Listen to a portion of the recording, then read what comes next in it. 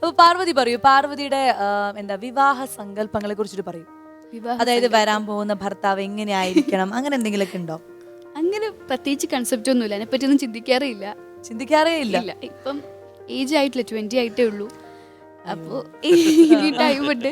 ആരോടെങ്കിലും ഒരു ക്രഷ് ഉണ്ടോ? നമ്മുടെ മലയാളമോ ഹിന്ദിയോ ഇംഗ്ലീഷോ തമിഴോ? എനിക്ക് സൂര്യ ഭയങ്കര ഇഷ്ടമാണ്. ഭയങ്കര ഇഷ്ടമാണ്. മീൻസ് അതൊരു ഫാൻ പോലെ, ക്രഷ് ഒന്നുമല്ല, എനിക്ക് ഒത്തിരി ഇഷ്ടമാണ്. ക്യാരക്ടർ വൈസ് ആയാലും എല്ലാം ഭയങ്കര ഇഷ്ടമാണ്. അല്ലാതെ ക്രഷ് ആയിട്ട് ആരോടും ഇല്ല. ഇനി ഷാനു പറയൂ, ഷാനുവിന് ഇപ്പൊ ഒരു മലയാള സിനിമയിൽ ഏത് നായികയുടെ കൂടെ അഭിനയിക്കാനാണ് ഇഷ്ടം? നയൻതാര അല്ലേ? ഇവൻ നയൻതാരയുടെ ഭയങ്കര വലിയ ഫാനാണ്, എനിക്കറിയാം. അതുകൊണ്ടാണ് ഞാൻ ചോദിച്ചത്. എപ്പോഴും ഫോണിൽ നയൻതാരയുടെ ഫോട്ടോ. ഓക്കെ, അപ്പൊ നയൻതാര മതി അല്ലേ? നയൻതാര മതി. നിങ്ങളുടെ ഒരു ഹൈറ്റും അതിനൊക്കെ നയൻതാര അടിപൊളിയായിരിക്കും. ഞാൻ പറയട്ടെ, നമ്മുടെ ലൊക്കേഷനിൽ ഇപ്പൊ ഓർക്കുമ്പോ എന്തായാലും 2 വർഷമായല്ലോ, ഏതെങ്കിലും ഒരു ഇൻസിഡന്റ് ഓർമ്മയിൽ വരുന്നുണ്ടോ? ഷാനു ഭയങ്കര കഷ്ടപ്പെട്ട് അഭിനയിച്ച ഒരു സീനോ അല്ലെങ്കിൽ അബദ്ധം പറ്റിയ സീനോ അങ്ങനെ ഏതെങ്കിലും ഓർമ്മ വരുന്നുണ്ടോ? ഇന്ദ്രേട്ടനായിട്ട് നിന്നപ്പം കഷ്ടപ്പെട്ട് അഭിനയിച്ച സീൻ എന്ന് പറഞ്ഞാൽ ഫസ്റ്റിലെ നമ്മളെ റൊമാൻറ്റിക് സീനാണ്.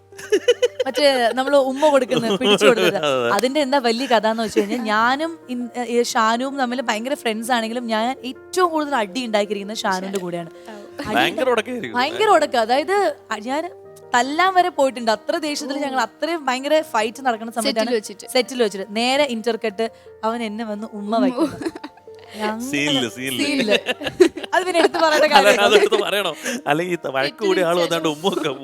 ആ സമയത്തൊക്കെ ഒരുപാട് കഷ്ടപ്പെട്ട് കാണൂല. എനിക്ക് കുഴപ്പമൊന്നും ഉണ്ടായിരുന്നില്ല, കാരണം ഞാൻ ഓൾറെഡി ദേഷ്യപ്പെട്ട് നിൽക്കുന്ന ഭാവമായിരുന്നു. ഇന്ദ്രേട്ടനാണ് വന്ന് ഉമ്മ വെച്ച് പ്ലീസ് ചെയ്യിപ്പിക്കേണ്ടത്.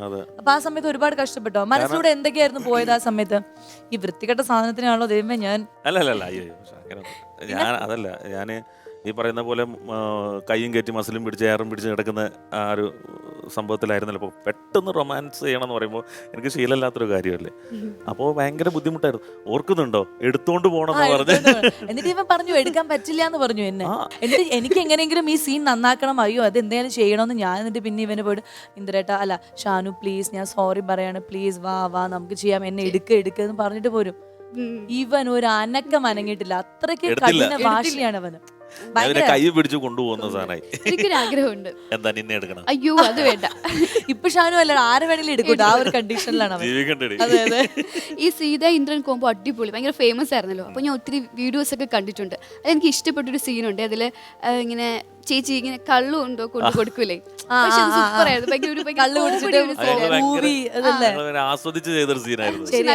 ഞങ്ങളും അത് ഭയങ്കര എൻജോയ് ചെയ്തൊരു സീനായിരുന്നു. എനിക്കതൊന്ന് കാണണമെന്നുണ്ട് നേരിട്ട്, ഒരു ഇവിടെ നമുക്ക് പറ്റുന്ന രീതിയിൽ. ഇവിടെ നമുക്ക് പണി തരാൻ വന്നതാണ്. അതെ, മിണ്ടാപ്പൂച്ച കല ഉടക്കിയെന്ന് പറഞ്ഞിട്ട് മിണ്ടാതെ